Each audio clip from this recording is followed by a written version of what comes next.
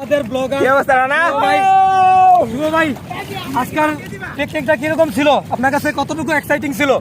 সেই মজা হয়েছে, সেই বিনোদন করেছে এবং সবাইকে দর্শকদের বিনোদন দেওয়ার চেষ্টা করেছি।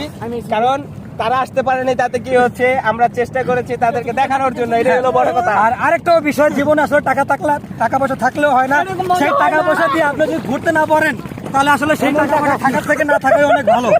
কারণ জীবনে টাকা পয়সা আসবে যাবে, এটাই তো দিন শেষে সময়টা তো এইদিকে আমার বিআই আছে, আমার খুব কাছের বিআই, ভালোবাসার বিআই। আমার তার একটু অভিজ্ঞতা জানতে চাইতেছি, আজকে পিকনিক আসছে কিরকম মজা লাগলো বা তার কাছে কিরকম মনে হইলো? অনেক মজা, কিন্তু আজকে ট্রফিটা আমিই পাবো, কারণ আমি ম্যাচ জিতছি। বুঝছো না? হ্যাঁ, ঠিক আছে। আর আমার বিয়ের সামনে একটা বিবাহ দিব, ভালো পাত্রী থাকলে জানা। আর এদিকে একটা নৌকা যাইতেছে। এরা লই বিয়া দিয়া।